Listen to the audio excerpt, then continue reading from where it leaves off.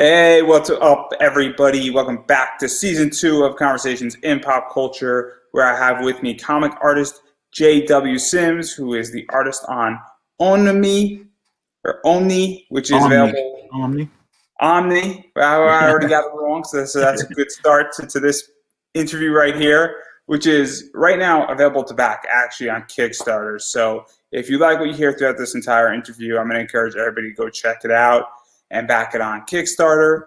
So having said all that and getting Omni already wrong, which I just got right, welcome to the show. Thanks for having me. Yeah, I'm super excited because I know you ran your show. I commented on it. We were trying to set something up, and then it took like 2 weeks sort of because it sort of happened around Christmas, and now we're doing it now. And so I'm very excited about interviewing you, actually talking about Omni. But I think the best place to start is, what is Omni about? Because there are people who are going to be hearing about it for the first time. Of And course. so what is it about? What is the basic premise? All right. Well, the short story is our main character, Floyd Miller. He is a 20-something comic book store. I don't say he's an owner, but he works in a comic book store and he lives above it. His favorite comic book is a superhero named Mega from the 70s. Excuse me. And when he comes in contact with this mysterious rock, he gets the powers of Mega. And so it just is us following his story. There is no other superpowered beings. He's the very first one. So it's how the world reacts to having a superpowered being in the world and how he reacts to those people. So like we always say, like, if that would happen in our world, you're going to have people who think he's a god because he has godlike powers. Like they're going to think it's Jesus Christ come to earth or something. So you're going to have people who worship him. You're going to have people who are afraid of him, especially after they see what he can do. And then you're going to have like the governments of the world who want to use him for their own as a weapon. So it's just us following that story. It's a 12-issue maxi series. The first 4 issues will be out this year.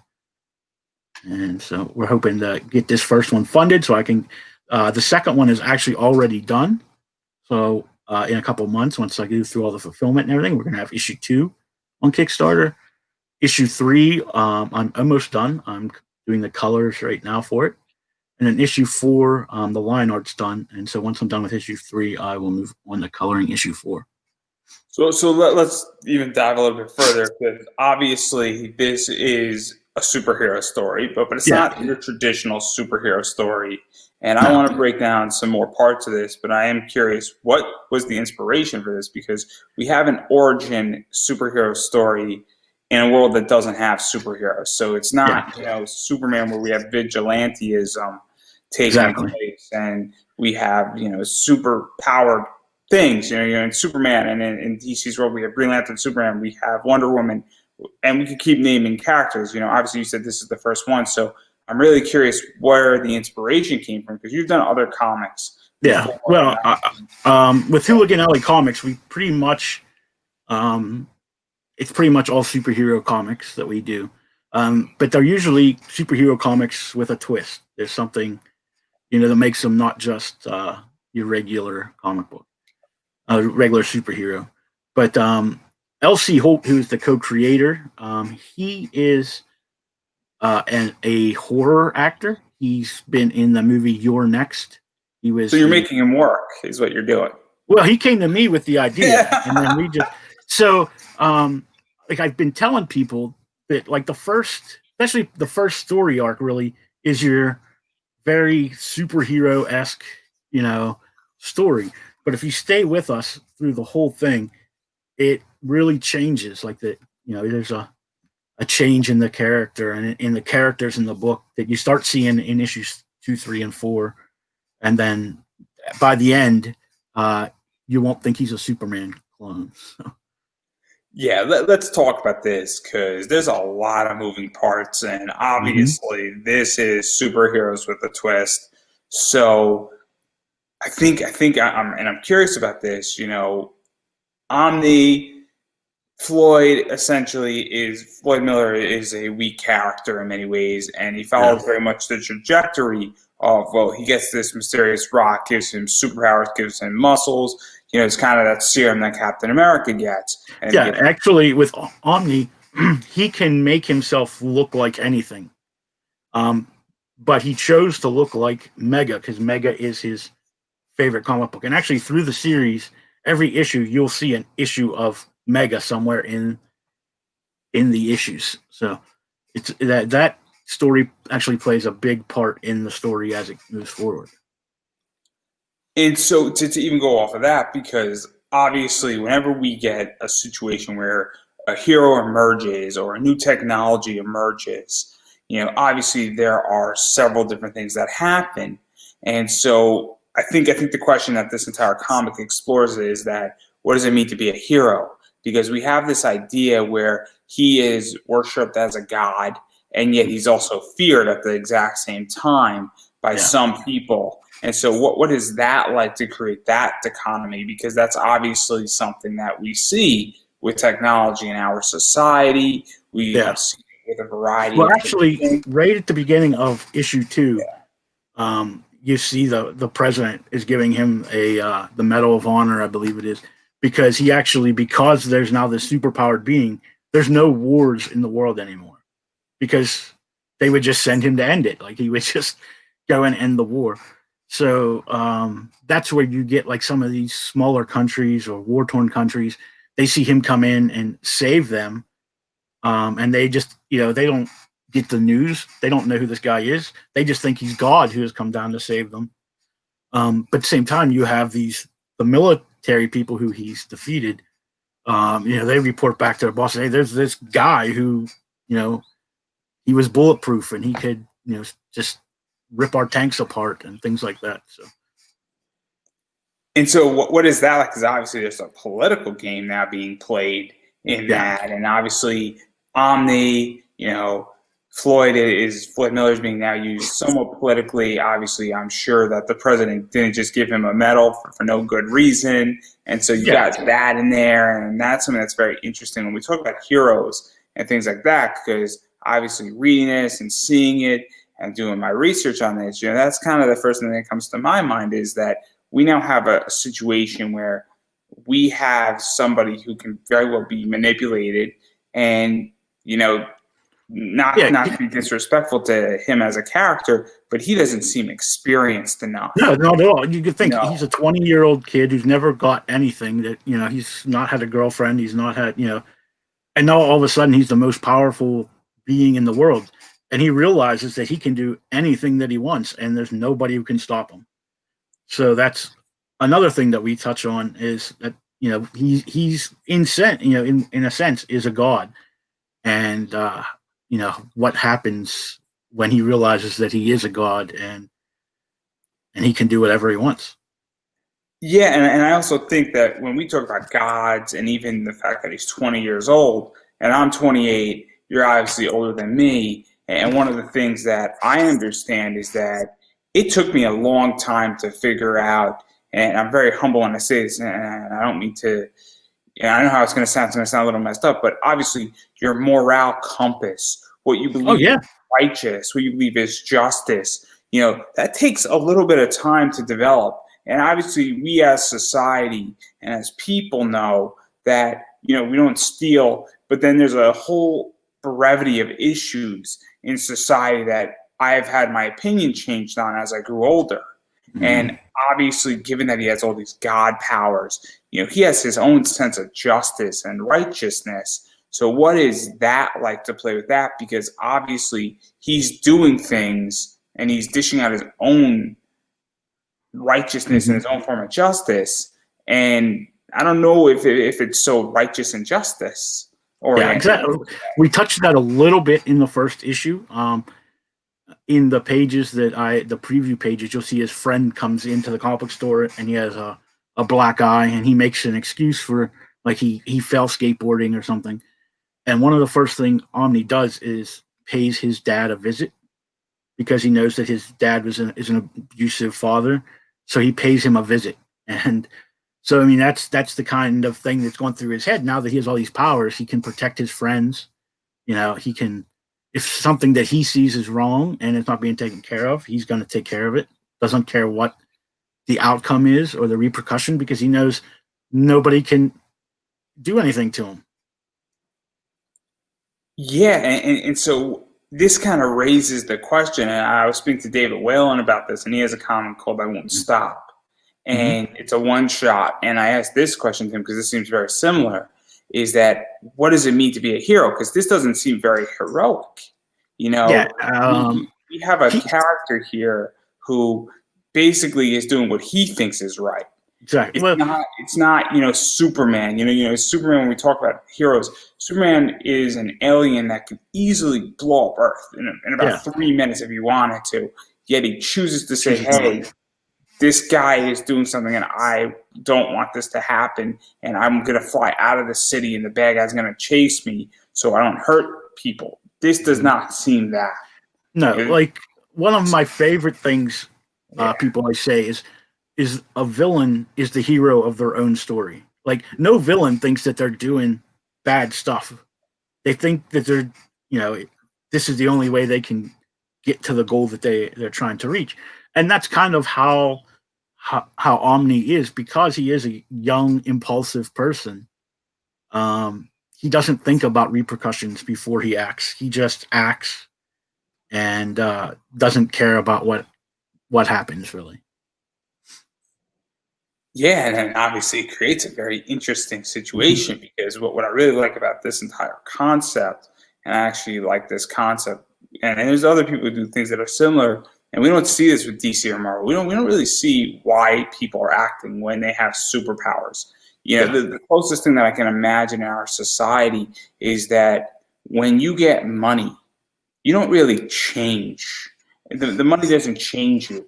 It just brings out your true self. And now that's what this seems in many ways, where Omni, you know, as a hero, he's not, or maybe hero is not the right word, but as a superpowered individual, now he thinks he's having like all this growth and he actually has power. And we're now seeing these indecisive positions that he's making, because taking care of his friend's dad gave him a black eye, and the way he might do it might be unproportional to what has happened. And it might not be the best situation to handle it. You know, throwing somebody off a roof when they give you a black eye is not an appropriate response. So it's like, it's really interesting, because this is very much on a psychological level. And I find this to be so fascinating, because it's really exploring what I don't think DC and Marvel explore with their superheroes. Yeah, and that's what in his mind, he's a hero. Like I said, in the first 4 issues, he does a lot of heroic stuff, but then there's also little things that make you think, you know, well, Superman wouldn't do it that way. Like, and that's why I had put up a video on my Kickstarter, because I heard it a lot. Oh, this is just a Superman ripoff. And I'm like, well, it's not really. I mean, yes, it looks like a Superman character with muscles and a cape. And we, on purpose, we wanted him to look like Superman, because whenever we think of a superhero, anybody thinks of a superhero, that's the first thing that pops in your mind is Superman, you know, just standing out, chest out, cape flapping in the wind. And so we wanted to put that idea in your head that this is, you know, this is a superhero. This is what the world sees as a superhero. To even jump off of that, because I think that is super important, because I appreciate a lot of stories, and I'm writing my own stuff. Whether that goes anywhere or not is not the point. But one of the things is that I feel like this is setting up a solid argument meant to be knocked down in many ways. Meaning, we got this goody two shoes, and I say it the way I say it with Superman, where this character looks, operates, smells, and seems like a familiar Superman, and then we get the complete dark side. And that just highlights the point. It's kind of like you see something nice and pretty on the surface, and then you flip the mattress over and you see, you know, it being blown up. And it creates that economy, that, you know, I guess juxtaposition really highlights the mentality. And I think that's something that people, maybe they don't get it off the bat, and they don't understand why you're setting that up. And I think it's super important, because the point of this comic is not to be Superman. It's to show what happens when you give somebody superpowers and you amplify their position and you actually put them in a position of power, and what goes right and what goes wrong, or how they get played to some degree, which is sort of what's happening. And we're dealing with how Omni is going to be moving forward from this point, which I just think is great, because we get what we all know, and then that's taken away and broken apart very easily, purposely. And that's why I really like this comic and the way it looks. And then I'm very excited for it, because I like when we break things down. Yeah. And like in the third issue, we will have introduced to a new super powered person. It's just going to kind of be his conscious, I guess is the best way to put it. And so like in the fourth issue, there's an event that happens that you will be like, this is Superman. Like this is, but he makes a decision during that isn't a decision Superman would make. Put it that way. So you know, but that decision though is human. Yeah, exactly. Because he's not from another planet. He wasn't born with powers. He lived for 20 some years, being picked on and being bullied and things like that. And when he gets these powers, he finally realizes he can strike back at those people. Yeah, I think that's something that is super important also to talk about, where, you know, when we read DC, there are very few consequences in the DC universe, the Marvel universe. We all know, you know, Superman. I mean, Superman gets killed, and what is it, like 3, 4, 5 issues later, he comes back? At least with Batman, and then I love Chuck Dixon. You know, at least with Batman, when Batman was broken, there was a good 18 issues where we had a new Batman for a while, you know? Yeah, and then, you know, after Azrael, then you had, when Batman did come back, he wasn't ready to be Batman anymore, so you had Dick take over the mantle for a while. And so, yeah, that's the thing that I think is super important about this, where there are real consequences here. And that this is why when I watched the video, it was actually sort of pissed me off a little bit, to be honest, because I'm like, wait a second, like, is nobody getting that this looks like Superman, but clearly this is going to go dark really quickly. It's like, it might look like red, white, and yellow and an S on the chest, but this is like Superman was born on Earth going dark. Yeah. And so like that's something that I think is super, super interesting about this in that way. And also, like in the big two, whenever there's a new hero comes in, there's all these other heroes that they can learn from to say, you know, to learn how to be. Well, he's the only one, so he learns from reading comic books. That's where his idea from reading Mega. And like I said, Mega was an old comic book from the 70s, 1979, in our world. It's from 1979. It only ran for 10 issues before it got canceled. So we got to touch on why it was canceled and things like that. And so what is that like too? Because you mentioned it a few times. That's a lot of people, like I've had people tell me that's very meta to put a comic book in the comic book. And actually one of the stretch goals, if we read it in the next 11 days, which who knows, maybe, but it's like at $4,000, you'll actually get a copy of Mega #1 along with Omni #1. And the way we're doing it, I have an artist who draws very similar to Jack Kirby. He has like a very old school feel. And so the whole book is going to look like a book from the 70s. I was thinking about doing newsprint, but that's just too difficult. Like it's a totally different process. So what I'm just going to do is actually make the book pages look like the 70s. So it's going to have like the color tabs at the top. They're going to be like yellowish brown, and it's going to be like kind of looks like wrinkles in the paper and stuff. So I want to talk about that in a second, because I think that is also fascinating. But even this idea of having a comic book, and then obviously he's driving sort of some of his moral compass from a comic book. You know, I love the concept. I think it's funny. I think it's meta, as you said. I also think that, you know, it's very fitting because it's kind of like, you know, it adds, and I don't know if this was the intention, but it adds sort of an element of irony and humor into it as well, where like we're sort of poking fun at the entire superhero genre throughout the entire thing in many ways. I think people forget, like, comics are supposed to be fun. Even though we have a very serious situation going on or getting there, we're still poking fun at it by, learning his superpowers, and the manual for him essentially is in a comic book. Yeah, exactly. I think it's very clever. And I think people who hate on it are just upset they didn't think of it first. Maybe. I don't. It's kind of hard to get that idea unless you talk to me from just the Kickstarter, because I didn't want to give too much away in the Kickstarter. I want people to read the story and build to that as they read. Like, oh, I didn't expect that to happen. So, there, like I said, every issue there's a little thing that you'll see that he does that.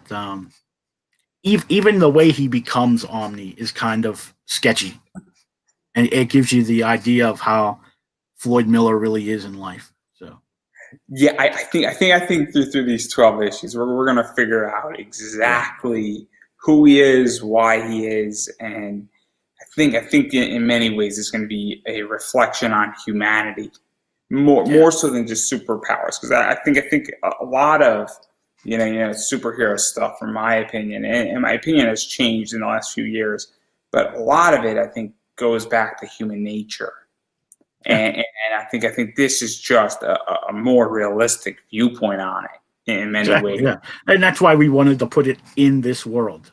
Like, it's it takes place in Atlanta, Georgia. We didn't make up a city name. It takes the only thing that is made up is the news network that one of our characters work at. Instead of using CNN, so we didn't get in trouble, it's WTNN, and but the font is still the CNN font, and it's the CNN building that I drew into the comic. So,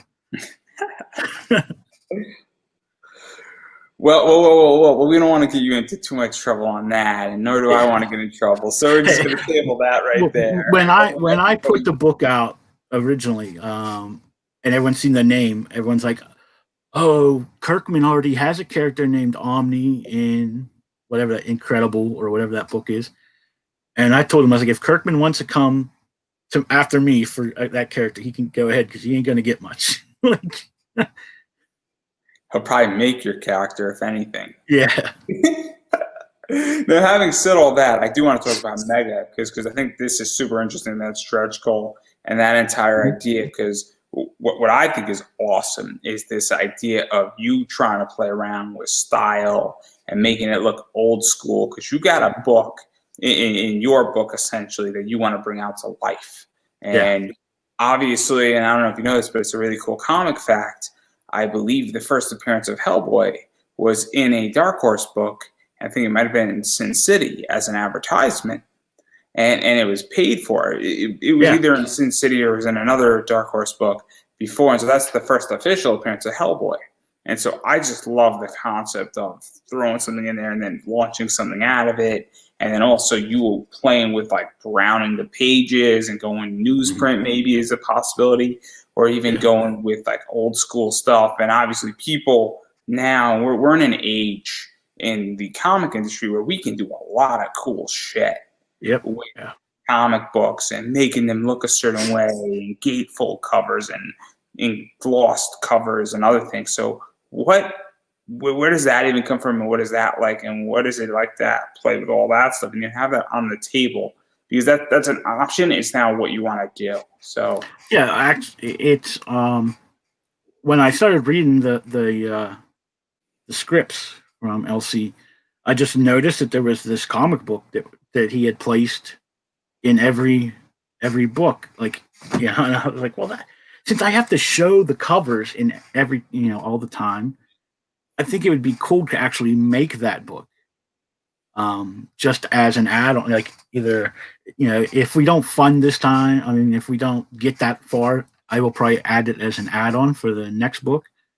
Like I'm trying to get a different writer maybe for each one, because I want them to be like a standalone story, but with an overarching story, kind of like they would be in the 70s. Like you could pick up any comic book and jump right into it, and you wouldn't have to worry about, oh, I missed the last 20 issues or anything. You could just jump right in and then pick up from there. And that's kind of how we want to do it. So I'm waiting till if we get funded before I actually put that book. I'm actually going to do the cover. Like there's a cover that's in Omni #1, but that's not going to be the cover. It was just kind of like a placeholder that I put in the art.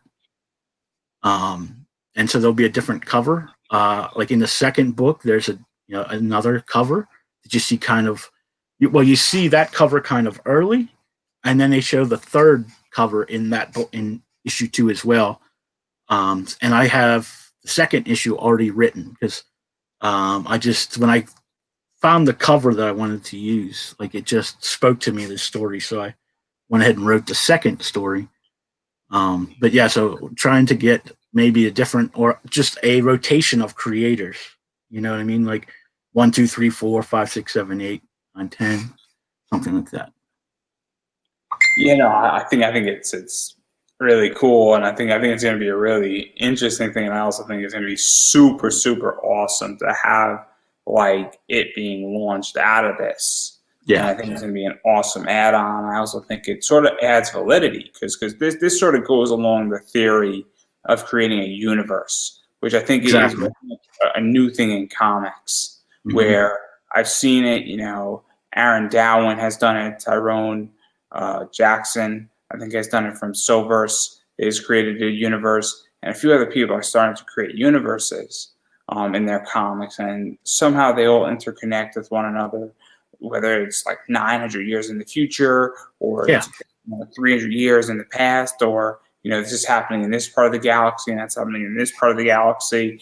And so I like the concept of that, and I think this is a really unique way to do it, where you have a comic book, if it gets funded, that has a relevance in the story and only adds further detail to it. Exactly. Perfect example is that, I'm right now reading Avatar: The Last Airbender, the Kyoshi book. That book adds further detail to Avatar: The Last Airbender, even though it was written after it. It gives more contextual stuff. The Avatar graphic novels add more to that story. And there's graphic novels that took place during Avatar: The Last Airbender that are not necessary, but they give more context to it. And they build out the universe. And so I just think that that's a really cool concept, because now these comic books, especially Mega, is not going to interfere with Omni, but play a massive role in it. And who's to say that somewhere down the line it's going to add more context. And it's also going to be, now I get it. So I love the concept of it, and I think it's just such a unique way. I think this idea is going to be copied. I really do, because it's brilliant to take, almost you're like planting a book inside of your thing. It's so good. It's a free advertisement. It's brilliant. Yeah, I am.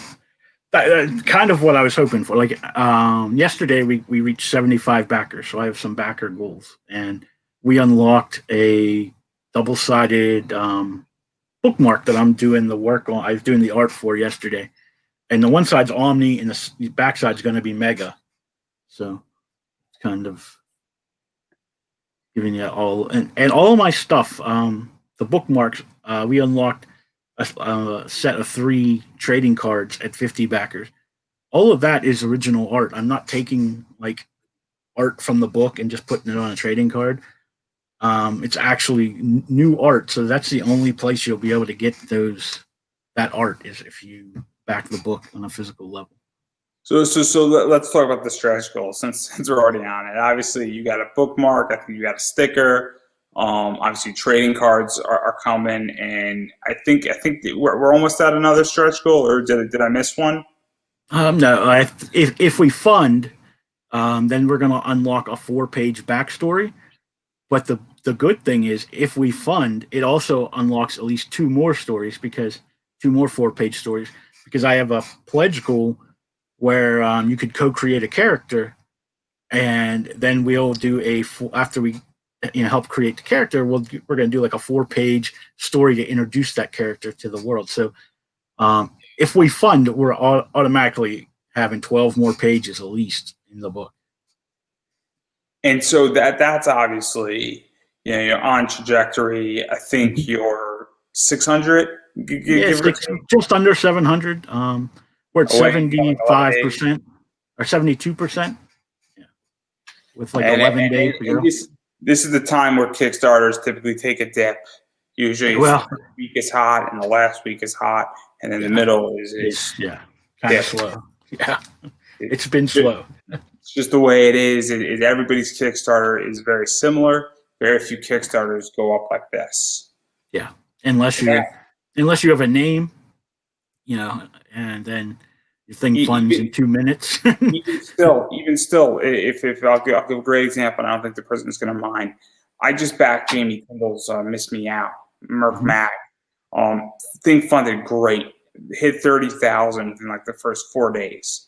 Yeah. And then it hit, I think, 40,000 in the next 2 weeks. So it went from killing it, and it had a goal of $5,000. Yeah. So obviously it had a great funding outing. And then in the last week, it went from 40 to 75,000, under 75,000. So clearly in the last week, and in particular in the last 3 days, it did like 25K. Yeah, everyone says like the last 48 hours of a campaign, Kickstarter will start pushing your stuff. Like it'll show up on like the emails and things like that. And so obviously that is sort of the trajectory of Kickstarter. But we're going to talk about Kickstarter because I got a million questions on that, and I like the business side of Kickstarter, all that stuff. But I do want to talk about the rewards that people can get, because there's a bunch of stuff. So obviously the first thing I want to talk about is digital, because I think there was a debate in all these comic groups, and I'm sure you've seen it, and a lot of people seen it. And I'm always curious because a bunch of people saying, "Oh, I prioritize physical first," and my reaction is saying that is absolutely retarded. And I say that with no offense, because the problem that I have with that is you're leaving money on the table. It's not that physical shouldn't come first. It's that people weren't even offering digital.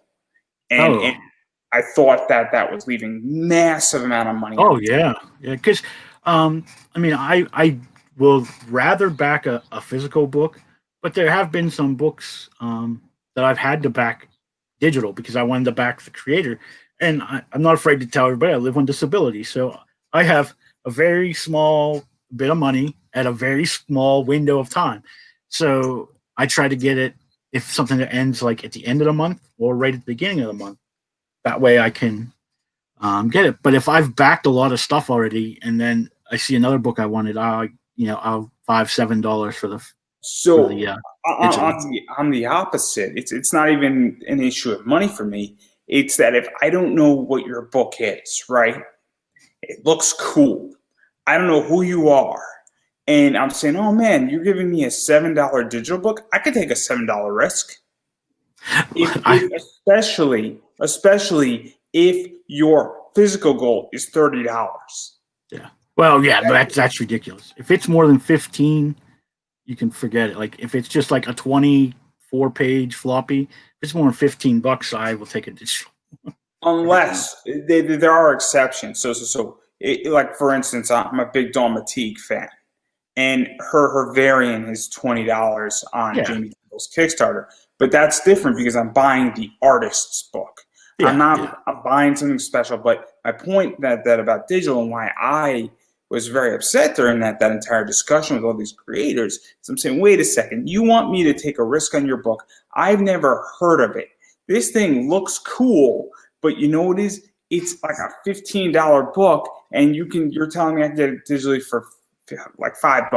There's a big difference between the two. And so I'll be happy to take a risk and bet on somebody's book and be like, oh man, this is cool. I'm going to get it digitally because I just want to read the story. And so that was my entire position on digital. When all these people were like, no, digital is bad and all this stuff. I'm like, wait, guys, like, don't you want to earn me as a fan first? Yeah, because then you can always come back and get the catch up on the next, or if you see them at a con or something, grab that. So that's how I viewed it. Is that, and so and I just thought that it was crazy. And also, you know what is, I back international books. Oh yeah, and then yeah. I just backed a book from Canada, Corey Hardyman, and I backed the physical stuff because I wanted the covers because they look awesome. But that shipping is like $22. It's a Yeah. lot of money in shipping. The book itself that I backed was like 48. So the shipping is half the cost Yeah. plus the book. So I just dropped, like, I think it was like $68 or $67 for the entire thing. It's a relatively expensive Kickstarter for $22 shipping. Yeah. So Yeah. it's just Yeah, I forget what I was gonna say. I mean, my problem is a lot of times I'll back digital stuff and then I forget about it. And I never open the email and it sits there and sits there. And I'm like, oh crap, I didn't open this book and download it.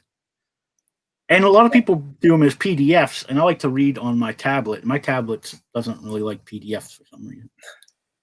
I mean, I love PDFs. I also love digital, especially because I get it instantly, Yeah.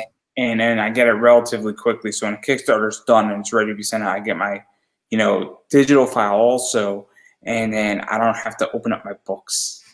Yeah. So having said all that, I know that I think you just said that you prefer to do physical stuff, and I get it. I'm old. I like going into the comic book store and actually picking up a comic book. Yeah. I like ordering my comics online, but I like my physical books too. And so I know you have a bunch of physical rewards Yeah. out there. And I'm just going to start naming some stuff. And feel free to stop me anytime to tell any story you would like. We got the regular cover A, we got a blank cover, we got a Komet cover, we got the Greg Komet cover. He actually did that line art. I did a Kickstarter for this almost 4 years ago. It failed terribly. And he drew that art for me back then, and just for free. He just did it, and I totally forgot about it till I was going through some old files of the old book and I found it. I was like, oh, well. So I ended up getting it inked. The person inked it for free for me, just if I would push their book because they had a book on Indiegogo. So I did that, and then I put it out asking for people to color it. See how much they charge me, because I'm a colorist too, and I realized I charge way too little for my coloring, because people were wanting like as much as it would cost for a page of interior art to color it, and I was like, I'll just do it myself. I can color. So to even talk about that, and we're going to talk about coloring in a second, because I know nothing about coloring.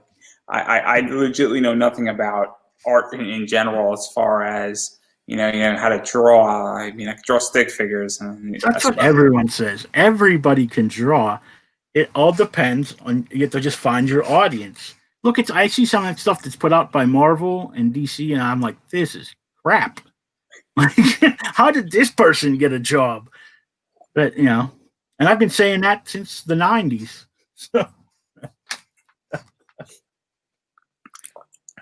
But even talking about this book, so obviously this one is up, and there's the regular version, and there's also the Virgin cover, and so that's kind of cool in many ways. And obviously that's a fun story right there, that you have something that's old school, really didn't cost you much to throw out there, and then you're just actually didn't cost me anything. Yeah, I got lucky and had me and Greg have worked on stuff together before, and he just drew that for me for like a fan art like 4 years ago or something.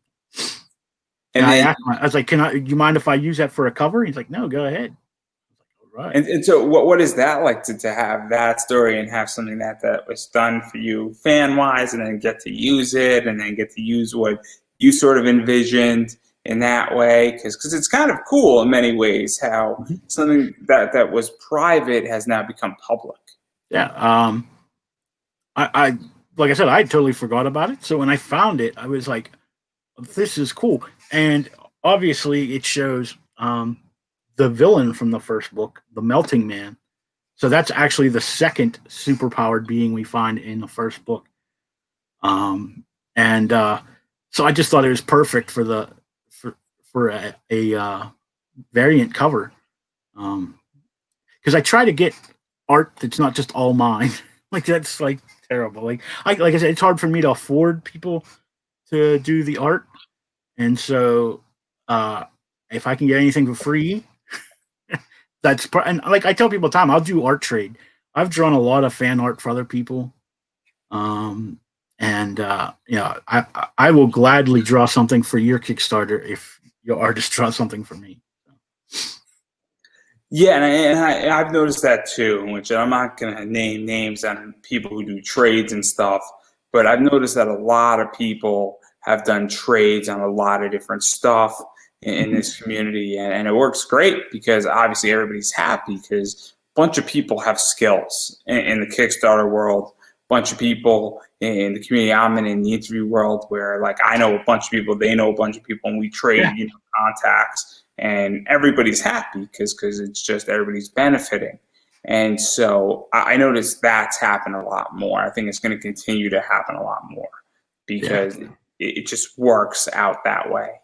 And then the other cover versions you have is the Curtis covers. Yeah, Brian Curtis, he's a good friend of mine. He's actually doing the art on another book of ours called Future Force, which is kind of like a Teen Titans-esque. It's like a teenager group of superheroes. Like I said, most of our stuff at Hooligan is superhero based.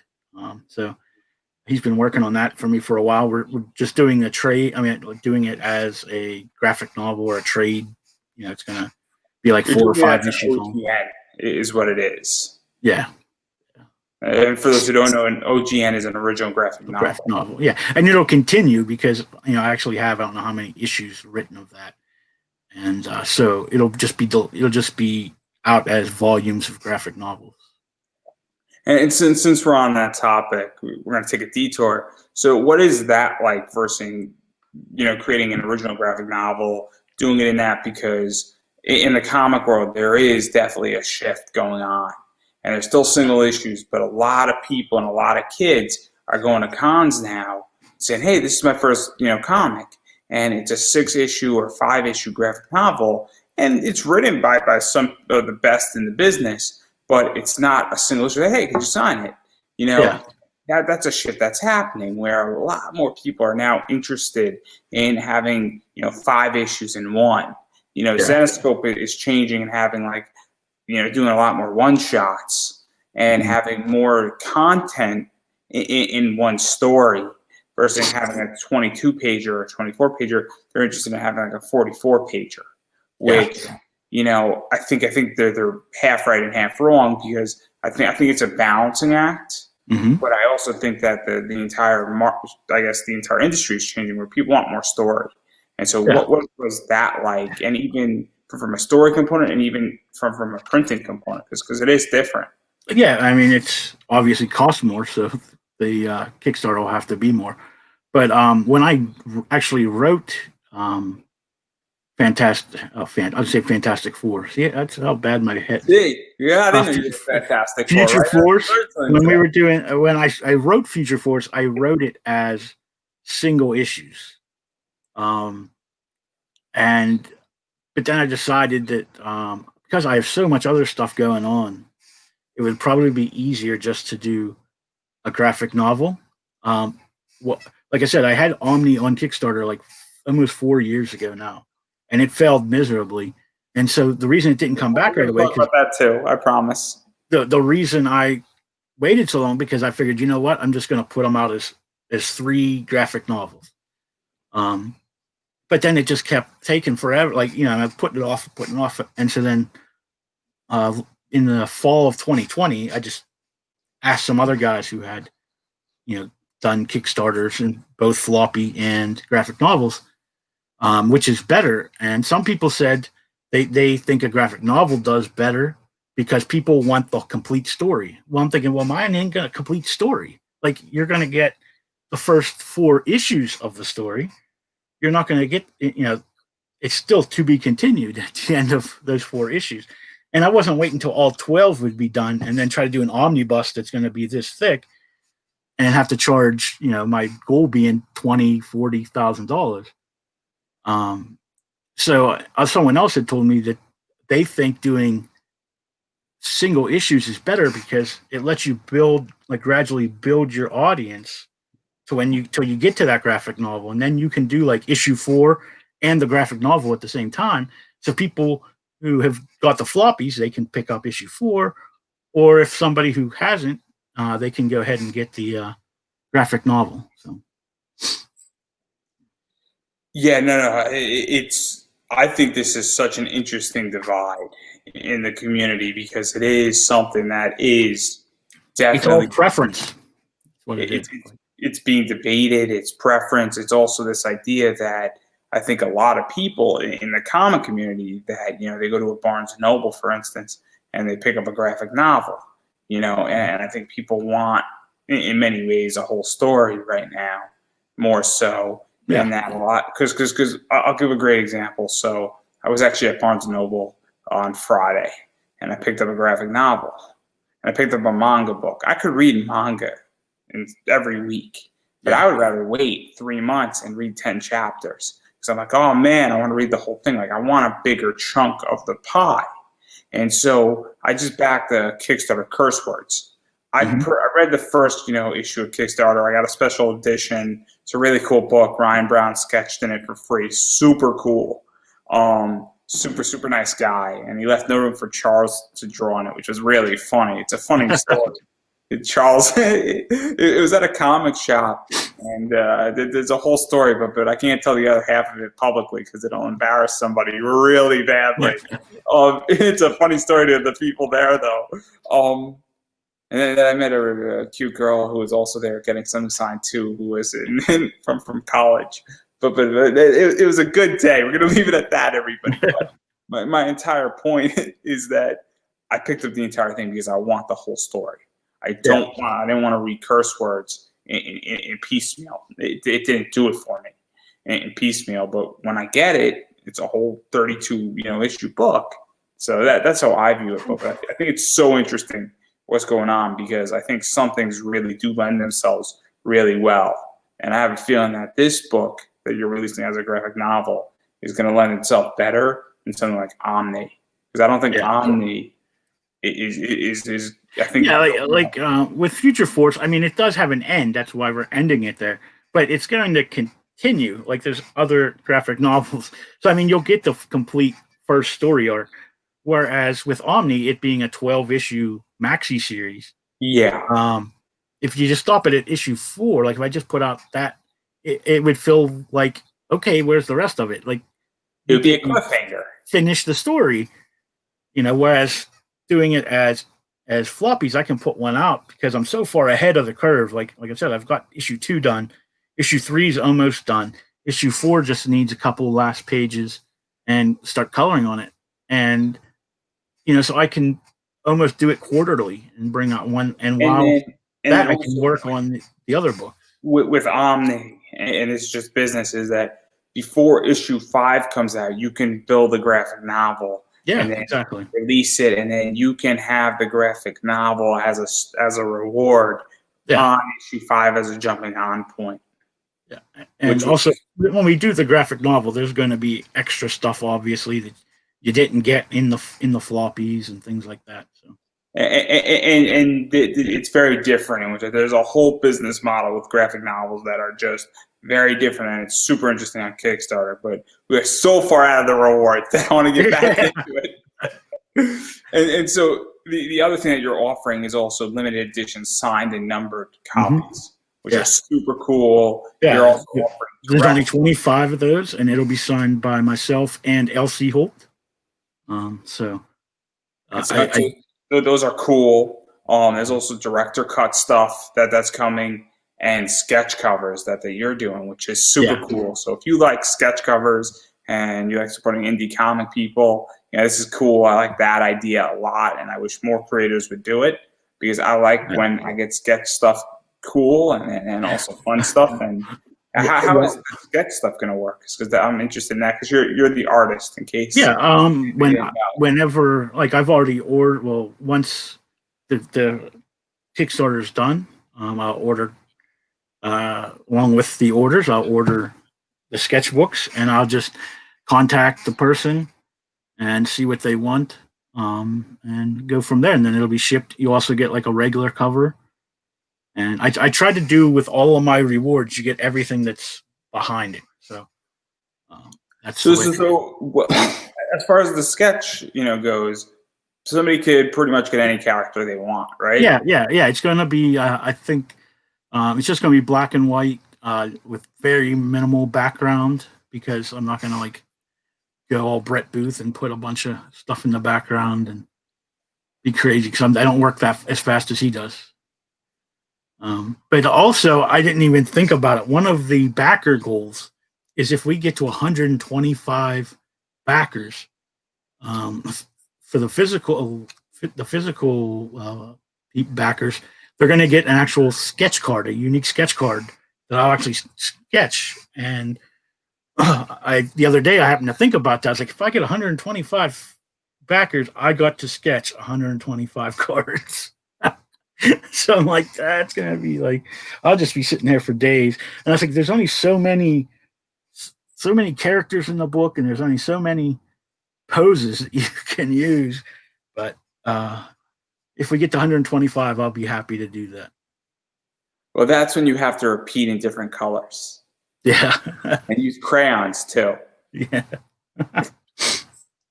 But I digress. I have a story about that as well, but I digress. And then also you are offering, obviously you can create a villain, and 4-page story is a goal. And I think there's one left on that one. And then there's also drawn into a comic is also an option, which is cool. And I've seen that with others. And obviously, I'm assuming also with the draw into comic, you could draw somebody else into a comic. Yeah, it doesn't have to be you. It could be anybody you want. It could be your dog if you wanted to. If you want to give a gift, everybody, this is kind of one of those cool things that you can give. And, and I don't know if there's a single guy or a guy wants to propose, I'm sure that's on the table too. So it would be pretty cool. I'll just throw that idea out for anybody who's watching this, Mm-hmm. So what is that? Because I like those rewards a lot as well. And then I think there's a few more that I might have missed as well. Yeah, like I have some like collector's sets where you get like all the covers and all the other stuff. There's other ones like a virgin one, so you get everything. And then there's the virgin ones where you add you can get a sketch cover. With the create a character ones, that's actually, a lot of people don't realize what that entails because you'll actually get a co-creator credit in the books that character shows up in. So when you go to cons and things like that, you'll be able to say that you are a comic creator and get that comic creator badge. Also, because LC Holt does make movies. Right now, he's filming a movie in Canada called Time's Up. He has made 5 or 6 movies. So there is a chance if this does well that he could option it to be a movie or make it himself. And if your character shows up in the movie, then you get a payout for that. So it's not just helping me create a character that's going to show up in a comic book one time. It's a recurring character. And you'll be able, like I said, there's more than just making the character. And also, just to throw things out there on the other side, you can technically sign now on these books, CGC-wise. You can technically get into CBCS's registry. And so, obviously, there's a lot of other stuff on the business investment side that's more my wheelhouse, where now you are technically part of something.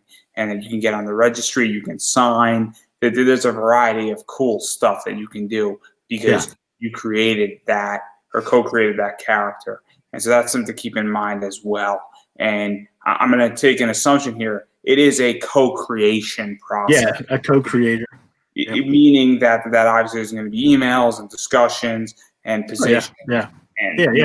We'll discuss like what you want, what the character, how it'll fit into our universe, because not all characters fit in. Oh, excuse me. And there's no like limit. Like, I mean, there's a limit. You can only have one, but I mean, to whether it's going to be a male character, a female character, that's up to you. An alien, whatever. I'm going to just throw out an idea here. if you want your character to have a green mohawk and then have red eyes, that is fair game. Yep. Just saying, and then Yeah. have like blue lips, completely fair game, guys. Just throwing it out there, you know. And then we'll have to like actually get into the character, because I know I've sold two backers have taken the villain in one of those. So we're gonna have to get together and figure out their backstory a lot, like so that way, when I hire the writer to write those 4-page stories, they'll have an idea of what that character's about. But it's pretty open. Is my point. Yeah. I'm trying to convince. I'm trying to sell here. So if you want all these options, everybody, and you also get an 11x17 sketch of your character once we have it created. I will do like a 11x17 sketch for it, and every comic book that your character is in, you'll keep receiving comp copies of the books that character is in. And then somewhere down the road in 20 years, you could be Neil Gaiman and J.W. Sims will be Todd McFarlane. So or I'll be dead and my son will be running the company. I'm just saying, that lawsuit was all about co-creation characters. Yeah. But I know so much comic history, it's a problem. No, nobody will be suing anybody. I want to make that perfectly clear. Not unless you name him Superman, like with a dash in the middle or something. No. But I digress completely. So now I actually do want to talk a lot about Kickstarter because I think this is super interesting. Obviously, there's all these rewards, and I want to table this for the time being. Mm-hmm. And I definitely want to talk about Kickstarter because Kickstarter has changed in the last, I would say, year extensively. Oh yeah. It's a different beast for a variety of reasons. I think the most obvious reason is COVID-19 hit, and COVID-19 took away cons. We're going to talk about that also. And obviously, there were some Kickstarters that happened at the start of the year, and then there was almost a Kickstarter drought in many ways. Yeah, and at the beginning, like in the spring, there wasn't many going because people weren't planning on going to Kickstarter. Like they had their books like taking them to cons or whatever. And so what was that like? Because I know you haven't necessarily created many Kickstarters, but you're an indie comic creator. Mm-hmm. You're an indie person. You go to cons. And what was that entire experience like? Because Kickstarter and cons don't necessarily, one is not dependent on the other, but they are definitely symbiotic relationships. They work in conjunction with each other very well, and they play off of each other very well in a variety of ways. And obviously, they follow the same path as well in many ways too. So what was that entire thing like for you and the industry? Because I'm an outsider looking in because I haven't done a Kickstarter yet. Like when we realized that, because 2020 was going to be my year. Like before that, I would go to cons. I did a few here and there. Most of the time when I went, it was as a cosplayer because my best friend she was a cosplayer, so we went as cosplayers. So 2020, I had said in 2019, 2020 is the year where I made the list of all the cons I'm going to, and I started reaching out and paying my thing. And then in March they just stopped, one by one. Essentially, just to give an idea here, what happened in March, for those who don't know, and if you don't know, I mean, you've been living under a rock. Exactly. Emerald City Comic Con basically was up in the air whether it was going to go or not go, and they pulled out 2 days ahead, and then they said they were going to do it in the summer, and then WonderCon was sort of the next one, and they were also flipping floppy, and then they pulled out, and ultimately cons like Awesome Con, and then all these cons slowly started pulling out, and then the next big question came in 2020 was San Diego, and then San Diego pulled out, and that was pretty much it. And then the next question was New York Comic Con. But all these cons said, we're going to do it in August. they basically stopped and said, we're not doing it. And then a bunch of cons said, we're going to do it in December. And they made it clear they're not doing it in December either. So obviously, that's kind of the trajectory. And that brings us up to today. And I'm pretty sure Emerald City's not going to happen. Yeah, I doubt we'll see any. I mean, there's been some little cons. I know there's one today in Florida that some of my friends went to, just a little con. Let's just name who was there. Was it Travis Gibb? No, I don't think Travis went because he's very. I love Travis. I love Travis. Travis is my brother. Put it that like. When I was ready to give up on comics, he had let me broke down 4 Dead Bodies, and it kind of. When I got that when he sent me my comp copies and it had my name on it, that was like the first book that actually had my name on it. Now, before I got sick back in 2013, 2014, I started working for DC Comics, but I was doing like uncredited stuff, because when you start, I was doing flatting, I was doing like some ad work, coloring ad work and stuff for them. And then when I got sick with cancer 4 years ago, I kind of just dropped everything. And Travis got a hold of me to broke down 4 Dead Bodies, do the coloring on that. And when I got that book and actually had my name on it, I was like, and it's not a book that I did. Now I've done my own books, had my name on it, but that's your book. But to have your name on it if you did, right? Like, to have somebody else, like a book that somebody else did, and to have my name on it, I was just like, wow, that's like, it felt good. So since we're on the topic, let's talk about Travis. I love Travis. I'm taking a shot at Travis because he's great. He's been on twice. He's been very nice to me, collectively. And I like what he does. Cthulhu Invades Oz just came out. I was on that too. I did a 2-page, colored 2 pages in that. And so obviously broke down in 4 Dead Bodies. I thoroughly enjoyed that. We get a situation that's just crazy in that book. I don't want to ruin it because I want people to actually read it. Yeah. It's a crazy story. What am I trying to? You know what is? Think Kangaroo Jack, right? Mm-hmm. Okay, think Kangaroo Jack meets. It's a very Quentin Tarantino-esque book. Yeah, it's Quentin Tarantino. It's almost like Pulp Fiction meets Kangaroo Jack. Yeah, I can see that. It's a good way to put it, with a little bit of racial tension in it and some gangsters. Yeah, I think that's a really good way how to put it, right? Yeah, I mean, if you like crime stories, you love it. I mean, that's Travis's baby. He likes crime, so like that's his bread and butter there. And except this one is Kangaroo Jack style. It's great. Yeah. It's the best way how to describe it. Is that it's really like Quentin Tarantino. Well, I'm going to tell you now. I'm not going to ruin it for you because I've done some colored pages for issue 4. He ruined it for me. All right. Oh, did he? Issue 4 gets real crazy. I'm just saying. And also, just to give something that's a little bit more in detail without ruining too much, there is more to this universe. That is. Yeah. Oh yeah. He's working on another book called Broke Down and Tapped Out, which is going to be a wrestling story. It's going to be a one shot. There's some more shit coming, and I don't think that's a secret. Whatever happens in issue 4, I'll explain. It's about a girl, and I'll leave it at that. Yeah, I said, oh my god, there's finally a female in the book. Yeah, it took you 4 issues. It's about a that's all men. And then there's another story, and then there's going to be a third part.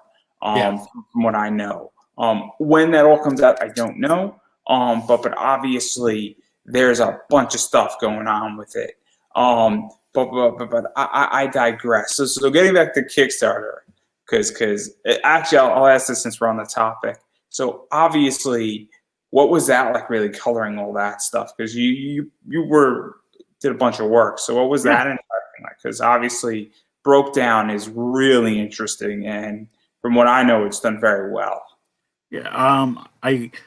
It's a different coloring style than I would usually use because I have lots of different coloring styles that I've learned.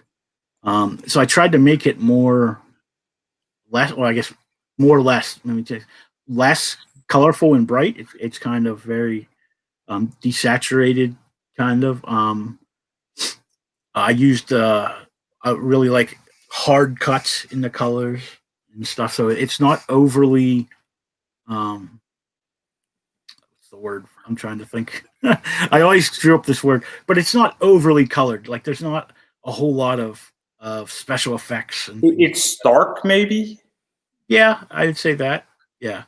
I'm trying to think of words also, because obviously the way I do it is that I don't find like it's not colored richly, and Yeah, I yeah.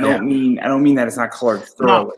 one thing I do appreciate in the second issue is when I was really dealing with my cancer and I was slacking on the book like really hard. So I just did colored the pages of like the main characters and the police because I told them I'm going to do these pages that way they look the same, like it's very consistent, and then you can go ahead and hire someone else to finish the book, and which he did.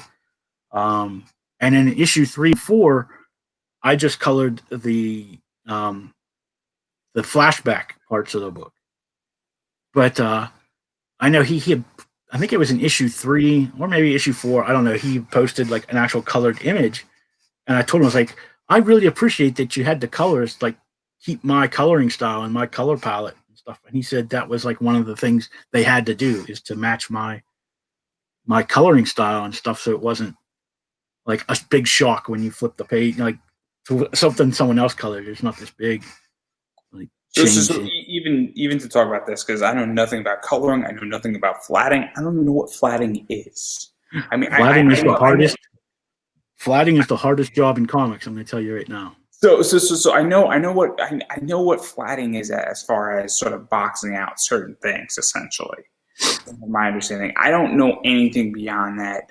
I know the purpose is that it makes the color's job easier. Yeah, yeah. It allows you to color, but I But don't I know. always tell everybody, like, as somebody who is an artist and a colorist, when I draw something like a big battle scene, say, and there's like rocks and dirt flying up, and when I'm drawing it, I can just put in all these little circles and all these little marks and stuff. But now when I come back and I have to flat it, I have to redraw all those, and I can't do it haphazardly. Like when I drew it, I actually have to stay within the lines of all of that, and it's really a pain in the butt that way. So I see why artists will use a So flatter. what is flatting? Because I actually It's what they used to call explain the color process. separating. So before we get too deep, explain the process of drawing something and then how does it get flatted and how does it get colored? Because that's something that I think people don't know. And I don't think people have an appreciation for it. Because I stare at a comic book cover and I'm like, how the fuck did this get made? Right? Like, Yeah, yeah. The art's pretty usually you get a self-explanatory. penciler, right? Yeah, you have a penciler and they draw it. Or if you have like someone who works in digital, a lot of times they just ink their own stuff because it's just you're doing it Faster, digitally, so you easier. could just Um, and so then it has to go to a flatter next, and the flatter will take the page, and they will everything that's one color. So let's say like you're doing the person.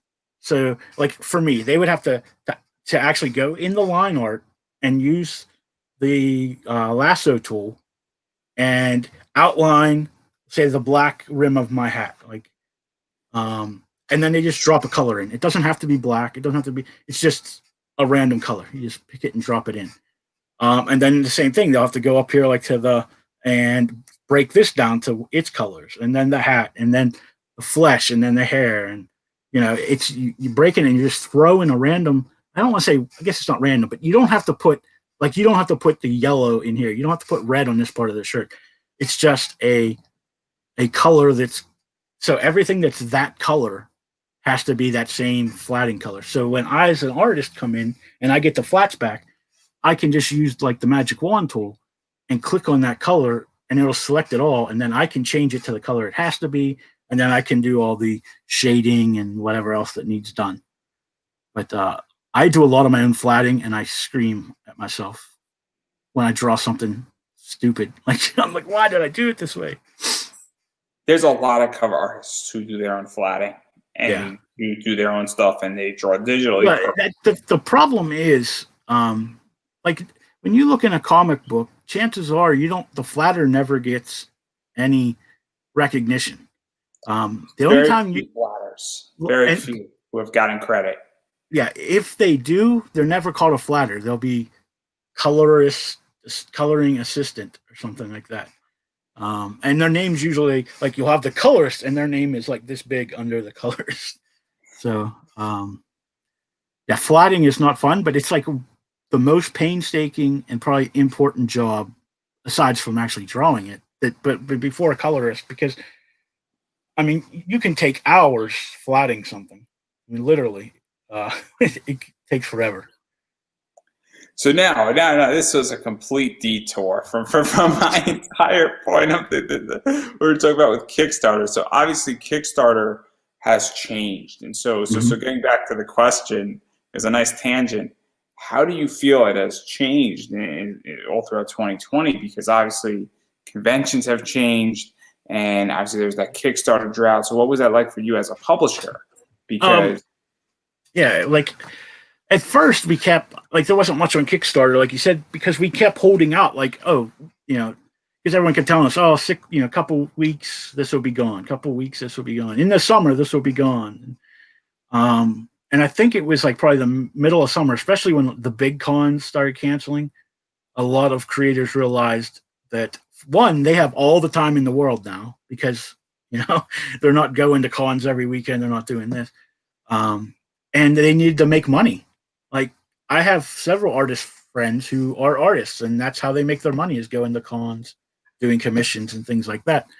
So they started doing Kickstarters just to like get their books out and to make a little bit money on the side, because they needed to live. And I think now, because of that, I think the comics part of Kickstarter has really taken off. I mean, you see some creators making $40,000-$50,000 off their Kickstarter, and so I don't think this time last year that would have happened. Yeah, unless they have a big name like Brian Paludo and his. I always butcher people's names, so that might have been. But like his Lady Death book, it always makes bank. Like even when he had cons to go to, he still his Kickstarters always, made a lot of funds. Yeah, but now it's these people like us who are the smaller indie creators. Like I say, like at the Cthulhu Invades Oz, like that did $26,000, and it's all indie creators, small indie creators on that book. So to even talk about that, because obviously indie lives at cons, barely though. It's a whole complicated thing where obviously conventions and convention politics and where indie creators are put is a nightmare. But obviously, we have a lot of big players now coming into Kickstarter. We had Keanu Reeves come in, we had Scott Snyder, and obviously there's been a lot of sides on that, meaning that obviously Boom is doing Power Rangers on Kickstarter. Yeah, books at like 500,000 or pretty close to it. And so I don't know how exactly you feel, because at the same time, and this is my take, is that I believe that everybody can play on Kickstarter. Oh yeah, I mean, I believe that, but also you have like Boom. Those books were already out. Like the art's already done. Like they've been like. They don't need Kickstarter to print those. Yeah. So this is my question to you: is that how do you feel about it? Because obviously, I don't like big comic book companies coming on the Kickstarter, like the Scott Snyder thing. Like, him and Tony Daniels are doing that book, and they're put it on Kickstarter. But it was coming out from Image like this month or something, or next month. It's coming out, I think, in March. It's I mean, the only thing you got was this like little extra, part at the end, and I was like, I'll just wait and get it from a local comic book store in March. You know what I mean? Like it just. I think just to talk about that. So I think that to some degree, I get the Keanu Reeves stuff. I get the Boom stuff. I like the fact that, look, as with the Power Ranger books, in many ways, it's a pre-order form for Boom. Let's call it what it is. But at the same time, I don't think that the Keanu Reeves and the Power Ranger and even Scott's book took money necessarily away from small indie people, but I think it did some damage where it definitely created a little bit of a separation. It also was sort of a snub, I think, but more so than damage. I think it was like, you guys built the house of indie, and then we're now coming in, and now this is our sandbox too. And it was, I don't want to say it was a bullying move, because I don't think it was bullying, but I think it was also saying, hey, this is our house now. You guys built it, and now we're going to take it over. We're going to bring a lot more people in who are the big lead. And but my thing is, they brought a lot of people to Kickstarter, but just like others, like those people are coming for that book. Chances are they're not going to stick around and look at our books. Like they're coming and they're getting that, and they're all right, I got my Power Rangers thing, and then they log off.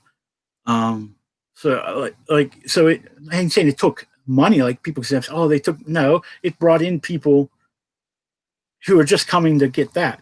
Who know? Maybe at another time, maybe they will back your stuff, but right now they came in for the Power Rangers book, and that's it. Like that's I take the position that we opened up Pandora's box. What we don't know is we don't know what the side effects are. Where the side effects could be great in the comic world. It could be the greatest thing in the world. It could also be the world's worst thing, meaning that we don't know. And that's the problem with all these big names coming in doing, $1 million, doing, $300,000, is that what are the side effects of this? And even going off COVID, what are the side effects of COVID? And I don't mean the virus. I mean from a business standpoint of Kickstarter, because now when this Kickstarter, in my opinion, has always been that I got this cool idea for a project, and I have $2,000 aside, but I need another 8,000, and that I need to raise money, and a bunch of people might like this idea too, and they want to get this book. I want to produce it, and this is what happens. And then essentially now I get the production of the book done, and now I can share it, and I'm happy. What I felt that happened on Kickstarter, and this is just me looking in, and my observation is that people said, great, I can make a fuckload of money on Kickstarter now.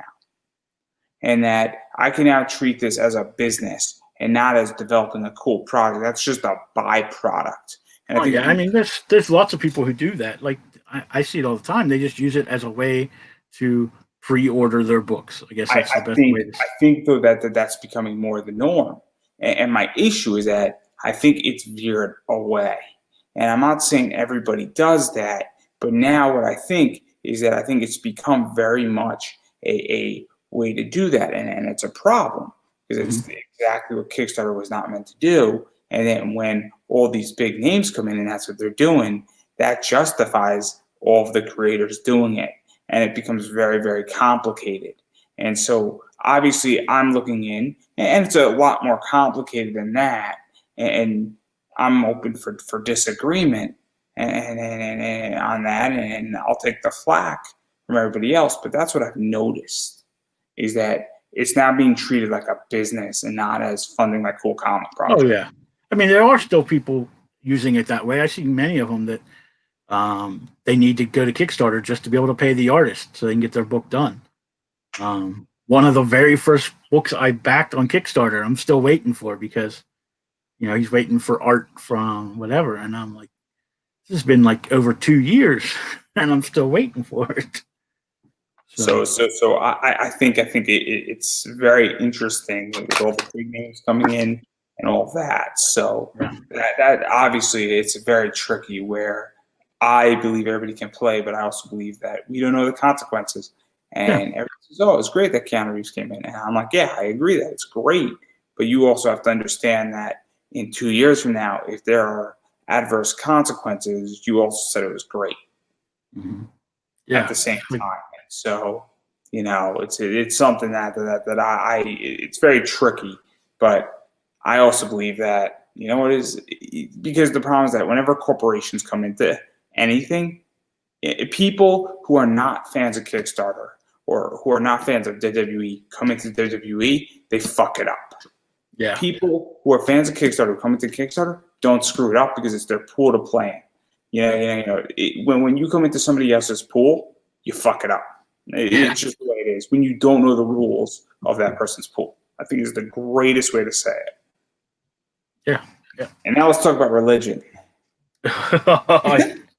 We're skipping over politics. Come on. So the other controversial topic I want to talk about with you is conventions, because obviously you said 2020 was going to be your year, and obviously cons are also very much broken at the moment. Where I mentioned it, San Diego didn't happen, Emerald City Comic Con, New York Comic Con. I think it's a safe bet that San Diego is not going to happen this year. I think it's a relatively safe bet to take that. And if I'm wrong, I'll happily be wrong on it. I have a feeling that the big cons are really going to change. Like, we're not going to have like San Diego Comic Con where there's tens of thousands of people packed in shoulder to shoulder anymore. Like, it's going. Do you think it's going to be more like maybe 25,000 or 30,000? I look for them to. Well, see, I don't even know, like, because I've never been there. I know it's not much of a Comic Con anymore. So I've been to New York Comic Con once, and it's crazy. It's crazy. I went to Anime Boston. I'm more of an anime guy, and I like Comic Cons too. Actually, I used to be more of an anime guy. I'm more of a Comic Con guy, and Anime Boston is insane. The entrance point, that is crazy, because you have 25,000 people, give or take, which is what Anime Boston does, and maybe they sell like 23,000 tickets. It's a lot of fucking people. So getting into the con on Friday takes like 45 minutes. Yeah. Just to get into the entrance. No, like, at the end of this month, Garden State Comic Con in New Jersey is having their con on the 28th, the 20th and 30th, something like that, 31st, and they're not taking, like, you have to pay cash when you get there. You can't pre-order. That way they can control how many people go in. So everyone has to pay for cash. You all have to have masks, and it's much smaller and it's spread out. It's like in an old department store, so it has 2 floors, and it's like in a mall, and it's all spread out. And I just think that's the way it's going to be for a while. Like, if cons come back, they're going to be smaller. It's going to be more controlled how many people go in. I mean, because I've been to little cons, like Steel City Con in Pittsburgh. It runs 3 times a year. And on Saturdays, you feel like you're packed in. Like, it's just crazy because they have a lot of celebrities. It's not much of a Comic-Con anymore. It never really was. It used to be a toy show is what it originally was. When I started going, you'd go to get parts for your G.I. Joe guys and stuff like that. But then they started adding celebrities and stuff, and that's kind of like what it is now. So to talk about con economics, so this is also my area of expertise. I have an entire article on my website all about this. So I'm going to break this down in the simplest way, and I'm curious your opinion. So way cons work, everybody, is that celebrities are the driving factor to sell tickets. So a celebrity has what is known as a guarantee. So every autograph and every photo counts against their guarantee. That guarantee could be 20,000, 50,000, 100,000. Now, they don't pay for anything. The con guarantees them money. So everything they sell, so if they sell their autograph for $50, that counts against their guarantee. Now, if they sell $100,000, the con pays them nothing. If they sell $110,000, they keep all the money. Con takes none of their money, essentially, and they get $110,000, and they're happy because it's no complaint. They sell $90,000, the con pays them $10,000. Yep. Yeah. And so now this is my issue with it, is that because I think cons are going to be also smaller, which means that either guarantees have to go down because there's less traffic. Autographs have to go up if guarantees can't go down. And then the third thing that's the problem, or less celebrities are going to be there, and that means there's less choice and less drive and less traffic being given to you. And then thirdly, or fourthly now, if you can't take a photo with a celebrity, that's $50. Because of all this, that counts with their guarantee. All of a sudden, you know what is that means that they're going to have to sell more autographs with that, with limited attendance. There's only one option how to solve that problem, because there's only two options. Their guarantee has to come down lower, or their price has to go up higher. Yep. And so, Yeah. congratulations. Now everything just became more expensive. Yeah. So now you bring $1,000 to a con in 2018. That $1,000 would get you, 8 autographs. Now it's going to get you 5. Yeah. That's a big reduction. And so Yeah, I I also think with how DC did that DC whatever at the end of summer, like their virtual con. That Nightmare virtual con. I actually enjoyed it. I watched it. I sat here at my computer the whole day and just watched the whole thing. And I just have and you can see it now. That's kind of how the celebrity parts of cons are going, where you can pay so much and you can do a Zoom call with them. Or they're not doing great. They're doing very roughly. Yeah. It's rough. It's extremely rough. Wizard World is struggling tremendously. Wizard World can suck it. I'm not a fan of Wizard World at all. So here's the problem: is that GalaxyCon is trying to do it, and they're doing okay, but they're pushing really heavily, and they're doing them with like the cast of Naruto and Boruto, and like they're doing them almost every month, and I don't think they have the demand. I don't think they do, because the whole point is that right now you and me are speaking, right? And I mean, I get celebrities for like an hour or 2 hours sometimes for free, and that it's a one-on-one conversation, and people want to be interviewed, and I think people want long-form conversations, and I think that people don't want to spend $60 on this. Not to mention that money's getting tighter. Oh yeah, no. And so I think it's the exact opposite. I think also people want indie. Like, I'd rather give you $60 than give somebody who's in the thing for a 3-minute conversation. If it was a 10-minute conversation, I'll give an example, and this is going to go dark, and I don't know how PG you want to go, but, and I'm not saying I do this, but, I can go book a camp session with a porn star for cheaper than some of this stuff. Oh, yeah. 20 minutes. It's not even a joke. Like, legitly, it's like $3 a minute. My point is that, and one of them is a lot more attractive than the other. And I say this very, very, very, because my point is that, it's a real issue. That's why they're failing. It's too expensive. Oh, yeah. You're giving me 3 minutes with somebody for like $80. Like, for $80, I can go and have an hour-long conversation with a porn star while she's naked. Just saying. And I don't say this to be mean or rude or be an asshole when I say it. And I say it because it's true. Yeah. It's too expensive. But then you still have people who love their celebrity and love certain people, and they'll pay it just to get to be on a Zoom call with them.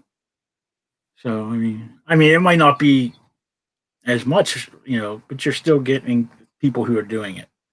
But yeah, we have a con, like Steel City Con, it was supposed to be in April, and they moved it back to September. Now they always have 3 a year, so they just moved all the guests to the September one. Well, in September they moved it to December, and I remember them on their Facebook page asked if they have it in December, would people be interested in going? And I said I would, just to get back to a sense of normalcy. And I got attacked. They're like, "Oh, you think having masks and stuff on is normal?" I was like, "No, I meant being able to go out of my house and have fun. It's something. Who cares if you can only have 100 people or 200 people in at a time? I just want to get back to being able to do stuff." And so to even go off of that point, because obviously we got on a tangent, but I think it was a worthwhile tangent.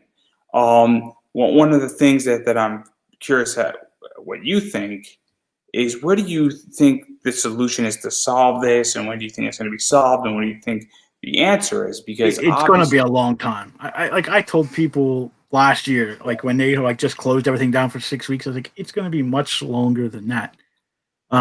Just because I don't want to get political, but the way some people are in this country, like right, you can't tell me what to do. I'm not going to do, but they don't. But then there's the same people that complain that they can't do this and they can't do that, and they don't understand. Well, you need to do this so we can start doing this. But, so let me ask you a question, because obviously I think that entertainment is going to come back the last. Oh yeah, it has to. I think it's just not cons. I'm a big wrestling fan. I love WWE. I love indie wrestling. It's my jam, right? And I thoroughly enjoy it. It relaxes me, and I also love comics and that entire stuff. I like presenting at cons, and so I'm in a situation where I am actually not adversely affected by this entire thing, because I'm up at a dais and I'm socially distanced by nature. Which I like, but obviously I also think that different states are going to handle it differently, and I think that a con in Wyoming, if they ever have a con in Wyoming, it's going to be very different than a con in New York City. And I think that and also because and I agree that it is going to be a long time, because this is my issue with masks at conventions, and this isn't saying don't wear a mask. I wear masks to be polite and civil, and I want this thing to go away as fast as possible. But if I'm spending $100 at New York Comic Con and I want to take a picture with a pretty cosplayer, I damn sure am not wearing a mask to take the photo. Yeah. No offense to anybody, but I just spent a lot of money, and that mask ruins it. And I think that's a real issue at conventions, because there are people who go, and that's the whole purpose they're there. And that doesn't mean that we don't have to all be adults in the room, but that's a real issue that has to be addressed. And I haven't heard anybody on both sides of political views and all this shit know how to deal with that problem. Not to mention, if you got 40,000 fucking people in there, a mask isn't going to do jack shit. No offense. There's too many people. Oh yeah, I don't expect cons to come back this year. Like I said, just maybe little ones here and there, where they can control the amount of people that go in at each time. Space and air circulation. That's a big one. The more air circulation you have, the better off you're going to be. Yeah. So I mean, maybe if the vaccinations get better. We could see near the end of the year, maybe things get, not totally opened back up, but a little bit more back to normal. But it all depends on like right now. Like I couldn't. There's things like I'll watch. We were talking earlier football, and in the Steeler game they couldn't have any fans, but then yesterday there was a game that had almost 10,000 people. Like, how how can you have 10,000 people at a football game? Yeah, I think it's going to be very, very interesting how this is handled, and I also think that no matter what rules they set up, I think that those rules are going to be broken, and I think that there's going to be no way how to enforce those rules. And so I think it's going to be very anarchy.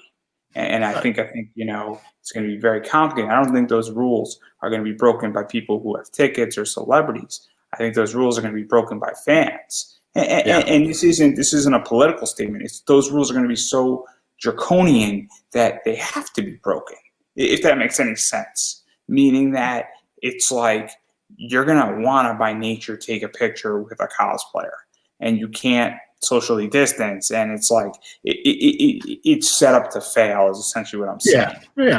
So I think the only answer is that cons have to essentially not open up, or they have to eliminate cosplay, or they have to eliminate a variety of stuff. And I don't know what happens, but also what I think is that I think that this type of stuff is going to become bigger, and I don't think it's ever going to leave. I think this type of stuff and these interviews and even virtual cons are here to stay. Oh yeah, yeah, yeah. I don't. Last year when this all started, I had about this time last year I had surgery on my foot, like an amputation, and I had a home health nurse come in every day, and we would talk, and they'd be like, "Well, I can't wait till the world gets back to normal." I was like, "It's not getting back to normal." Do you remember after 9/11? 9/11, they took things away from us, and they've never given it back. Like once it's taken from you, they don't turn around and say, "Okay, now you can do that." Like there's going to be things that we have to do. Like I guarantee you, like the mask thing is going to be here for a long time. Like when you're out in public, wear a mask. Like because in Asia, like even before all this, you would see they all wore masks outside. You know. So, I think the masks are here to stay for a good 5 years. Yeah. I don't think they're here permanently, but I think they're here for about 5 years. And until we actually get understand what it is and how we can treat it every year, and just like the flu, we get to get a flu shot every year. The mask thing. This is my prediction is that it's going to be here for 5 years, and then about 70 million people are going to say fuck it, and that's going to be the end of it. And there's nothing that's going to be done, because at a certain point, there's going to be enough people who say, okay, this is where we're done with this, and it's not political. At a certain point, it will end just by nature. So having all that, but I don't want to go into that discussion, because obviously I think that my opinion about cons is that I think that it's going to change, and I think that in many ways we're not going to ever go back to what we had before. We're not going to have 100,000 person con. It's just not going to happen. Not to mention these cities, I don't think they're going to permit it. I don't think, because if you're in New York City, do you really want to be the city? Say, oh, we had an anime con or a Comic Con, and 50,000 people got COVID. It's not usually a good look for your city. I think that's what it's really going to amount to, is that public image is going to be the key factor. I don't think it's going to be policy. I think we're going to get a bunch of stuff and a bunch of cities saying we like the money, but we don't like X. I think that's the thing. So that's how I view it. And I also think that, honestly, we're in e-commerce. We're in the e-commerce world anyway.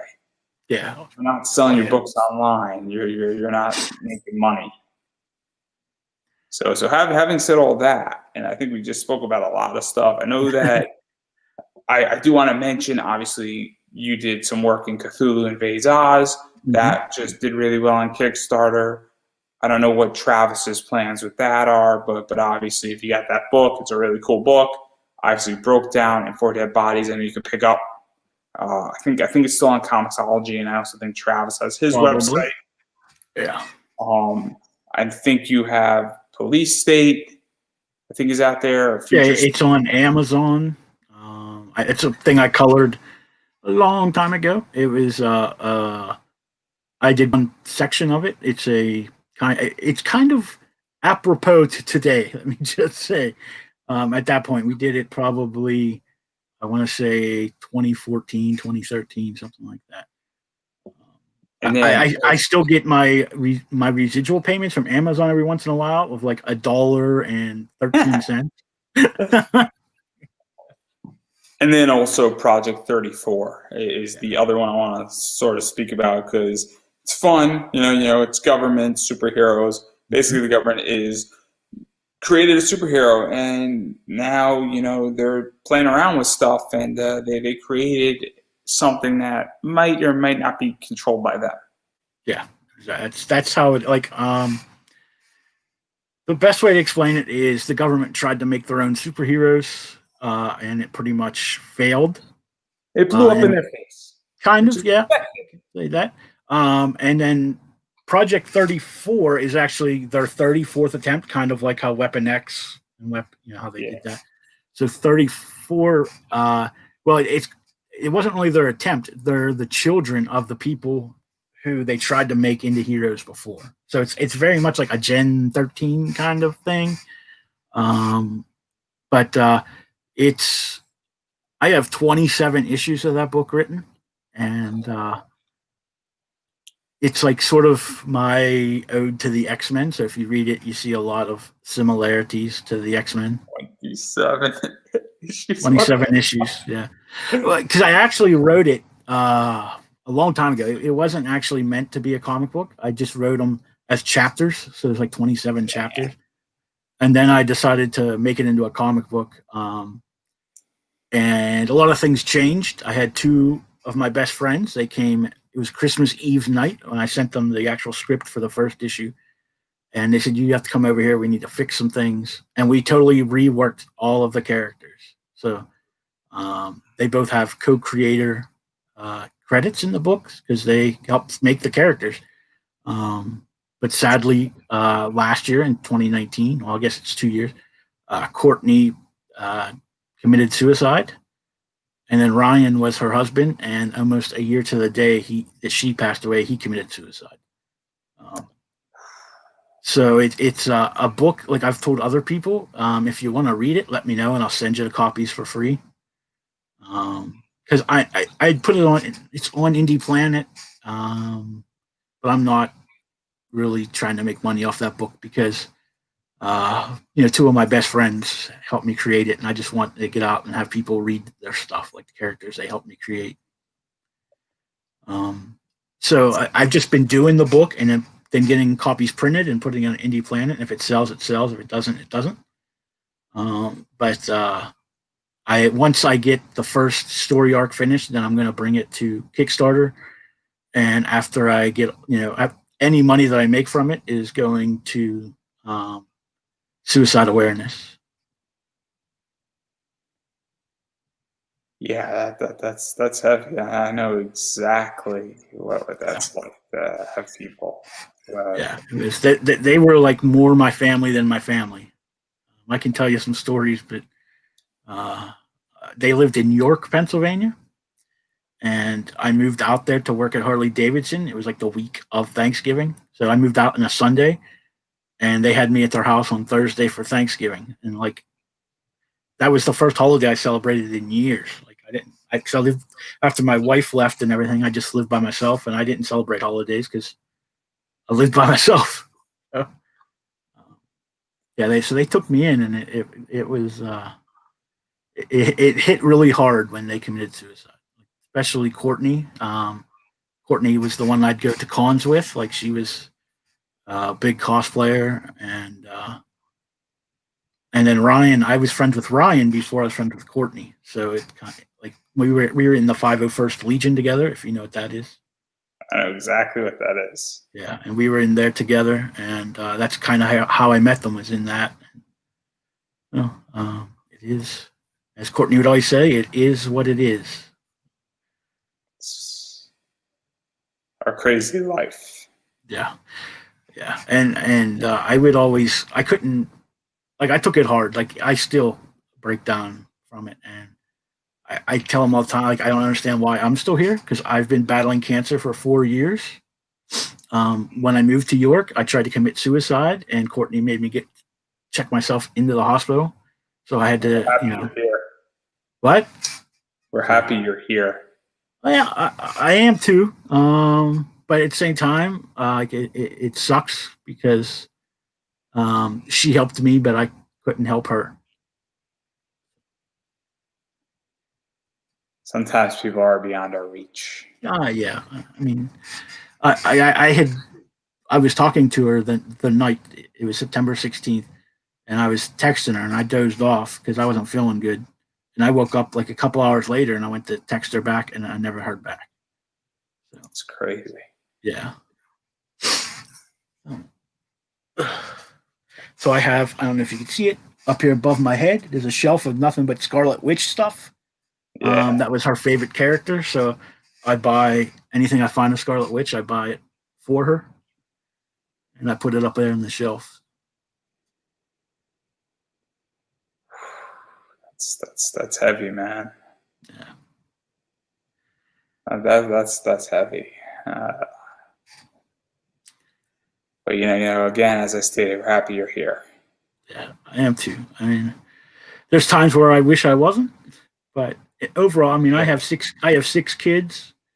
I got to watch my one son graduate from high school, even during the COVID thing. So, um, I was happy I was there for that. And my another son graduates this year. So It's the small things in life. It's not. yeah, It's not the large things. yeah, exactly. And then let's talk about another one that it's a little less heavy, hopefully. Fall from Grace. It's the darkest book we do. It's I actually would go with Darkest Nights, but Darkest Night. I don't want anyone to even look at that book. I really don't. Because I took Fall from Grace off of there because that's what we'll be kickstarting next. But let's talk about that one then. Darkest Night is a book that I wrote and drew back in like 96, 95, 96, 97, I think. And when I was in York and then I couldn't work after I almost died from sepsis and I had to lose part of my foot. My brother said, "Why don't you get that comic book that you did way back when at work and get that out?" So I never had colored anything before that, and so I just Googled on YouTube videos how to color comic books, and I colored it in GIMP because I couldn't at that time could not afford Photoshop, and that book looks terrible. I mean, it's drawn. We don't have to talk about it. Yeah, I tell everybody it's like it's out there. I actually had started redoing it a while ago. We don't have to talk about it. So maybe eventually it'll come back out. But Fall from Grace. Let's talk about Fall from Grace because I don't know anything about this. So let's talk about because I took it off of there because, like I said, it's going to go to Kickstarter and a lot of the art and stuff had changed. But Fall from Grace was a comic book story that I came up with back early on in Hooligan Alley Comics, and I found a writer, Daniel Ham. He's from Ohio, and I'm going to ruin his name because I always do because he has so many names. But yeah, his last name's Houston. My brain isn't working tonight, but he's from the UK, and he's done a lot of other work, indie work and stuff. But his style is very different. I don't know. It's very, I don't even know how to explain it. But anyway, so he put out those 2 issues, and they were in black and white, and they were only like 10 pages a piece. I think we were selling them for $2. I don't even remember. Like, I think the digital was $1. But then he contacted me like last year, and he had redrawn the whole like first 6 issues, and he wanted me to color it. So I started coloring it, and that's and we're doing it like it's a totally different color style than what I am. It's a very limited color palette. If I was on my other computer, I could show you, but I don't have it.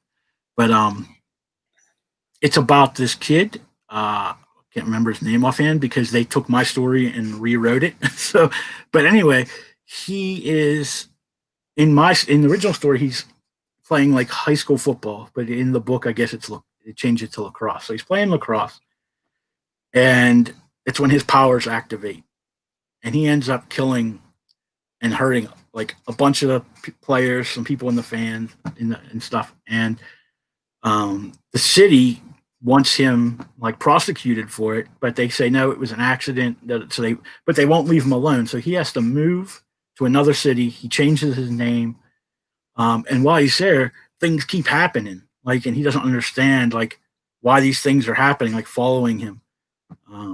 So it really gets into some mental health things because I don't want to ruin it because if I tell you like about it, then it's gonna like ruin the whole book.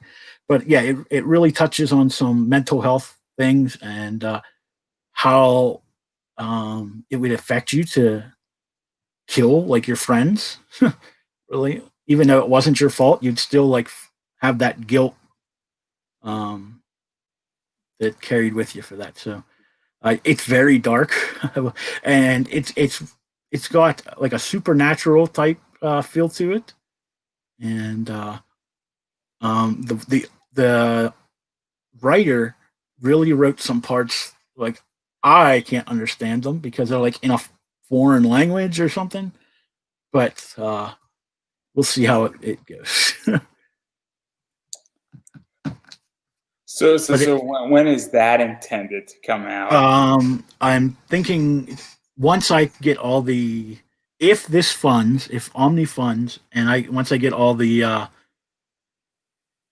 the stuff sent out and everything, then we're going to launch that. So we're thinking March, April. So yeah, it's a very dark, like I guess you could call it a superhero story, but I don't know if he's really a superhero. Seems like more of an anti-superhero Yeah, an story. anti-hero kind of. Yeah, yeah. We have the original plan for it was we were gonna. That's why they're so short. We were gonna put out an issue a month, and then at the end of that story arc, we release like because those would be episodes, and then that would be we'd release like the DVD box set or whatever, and that would be the graphic novel, and then there was going to be like extras, just like you would have on a DVD thing. That was our original plan, but now we're just going straight to graphic novel with it because they are only 10 pages long. So I think the first one is like 6 stories, so you get like 60 pages of story. No, it sounds dark Yeah, and given how everything. it's very interesting because, like I said, I came up with the idea, and then I found other people to take care of it. Like, and so I don't know if you've ever done that. So you get the script in, and it's like there's just there's little earmarks to what your original plan would be, but they're the way that they see the story might be different than the way you originally intended it. So. Yeah, I haven't written anything like that yet. I haven't submitted scripts and say, "Hey, here's my idea," and run Yeah. with it. But obviously, this is going to be something that it hits a certain genre, hits a certain Yeah. person, and obviously, I've told other people on my hard drive right now. I on my external hard drive, I have 10 different comic books. They're in different stages of production for Hooligan Alley. A lot of them are just scripts, and I haven't been able to get an artist yet because I can't afford to pay them, really. There was one that I wrote called Zeke. It's kind of like a sci-fi dystopian future apocalypse book. I wrote that when I was in the hospital after I had surgery, and I was hopped up on pain pills for a week. So I just busted through 4 issues like in a week. Because what else do you have to do in the hospital? I just sat there and wrote. We also have it's a sci-fi western called The Phantom Stranger, and a couple other things, but I can't remember offhand. But they're all like they're all in various stages of production. so on that note, obviously, you got a lot of stuff coming Yeah, out. You have a lot of stuff in play, and I definitely want to give you an opportunity to promote yourself. Obviously, Omni is kind of the big thing. That's why we spoke about it heavily, and then so that's front and center. And then you got a bunch of other stuff that's already out, and you got some other stuff coming. You got wheels turning in your head, and you're yeah. just whether you're coloring something or writing something. So, what is coming out? When is it coming out? What can you? Like I said, the next thing will be Fall from Grace, which will be in the spring. And then the rest of the year is Omni issues 2, 3, and 4, and the graphic novel. And then I'm hoping maybe at the end of the year or early next year to have the Project 34 graphic novel out. What else is close to being done? Of course, then I'll have broke down on 4 Dead Bodies 4 that I did on colored with Travis. There's another book. I don't know if I can talk about it yet. That I did the art and colors on, which I need to finish because my deadline is the second week of December. I mean February. And that's called Malevolence. And I don't want to like really go into because it's not my project. Okay. So obviously there's a lot of stuff coming out. Yeah, I'm always busy. Like, and then obviously then we're also throughout this year we're also going to be working on Cthulhu Invades Wonderland. We're putting the teams together right now, and that I don't know if I can say that, but that's what I'm sure we can because Travis talks about it all the time. So, but we're putting the teams together for that book that will. To even go further, because obviously there's a bunch of stuff, and we could probably talk for the next hour easily on everything else. But where can people find you on social media? Because that's kind of the big thing. Obviously, you can just look up my real name, which is James Sims on Facebook. I also have my professional page, which is JW Sims. And then we also have the Hooligan Alley Comics as a page. On Instagram, I have it's Hooligan _Alley _cosplay. And it used to be all my cosplay stuff, but since there hasn't been cons forever, it's all my art stuff now. That's where and some other stuff. I'm on Twitter at JWSims34. And I think that's it. I'm sure I'm everywhere, but those are the ones I use mostly. So I think that's perfect place to wrap up. And I've been saying it with everybody who's on. I said it last season, the 90 that I did, the 150 that are coming, that obviously you got to support indie and people you like first and foremost economically. And what that means is that whatever product they have, it's a t-shirt, it's a comic book, a graphic novel, a Kickstarter, you should support it. No money thing is too small. $10 goes a long way. $5 goes a long way. So that's something to keep in mind. Now, I will say this, because I said it earlier today with my first guest today, that if you are in a position where money is super tight and you're making sure electricity's staying on, your four walls are staying good, solid, you got food, water, you're making sure that your family's safe, that you're fed, please go do that first and foremost. And please make sure you are taken care of. And if you're in that situation and you have internet still, you need to follow people on social media. Social media is free. Facebook's free. Twitter's free. Instagram's free. Twitch is free. Most social media is absolutely free. And you don't have to follow everybody on every social media platform, but you should be following at the very minimum somebody on one of those platforms, as well as engaging with them. Because if you don't engage with them, a follow really isn't a follow. And look, if somebody tweets something, give it a like, give it a heart. It's 3 seconds of your time. If somebody likes something, says something on Facebook, give it a like. I know you do a lot of stuff on Facebook with, I think on Wednesdays with your show. Yeah, I do Wednesdays I do a review show of indie comics, and then Friday night I do the Hooligan Alley Hangout, where I interview other creators and try to help them with their Kickstarters. And so watch 5 minutes and comment on that. It goes a long way. Oh, yeah. Share that. It's typically free, and goes a long way, everybody. So that's something that I'm really encouraging.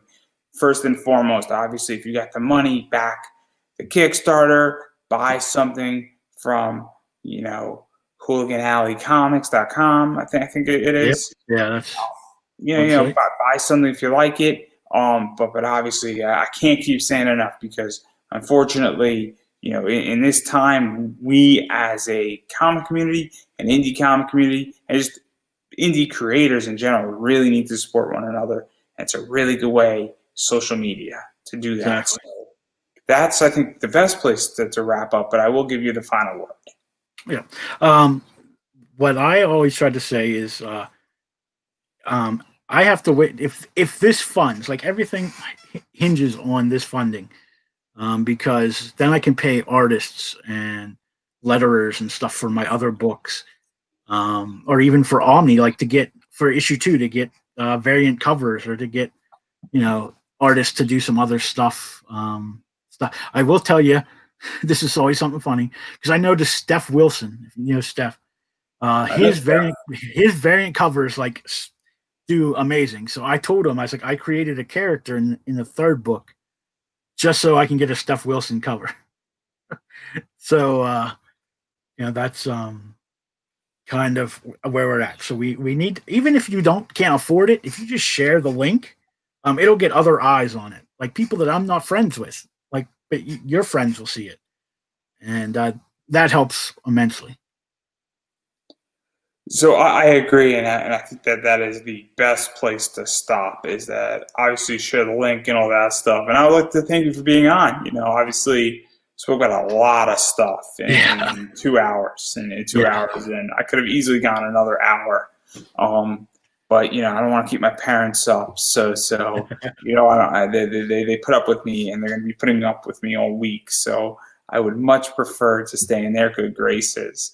yeah. But at the same time, I do want to, as I stated before, seriously go follow people on social media, guys, and comment and engage and be supportive, because obviously we're I don't want to say something corny, but it's sort of true that in the indie sector we're really all in this together, and social media is Exactly. free. And legitimately, you could share a link and you might not think anything of it, but who knows who's looking at you, and it Yep. can make the world of difference, Exactly.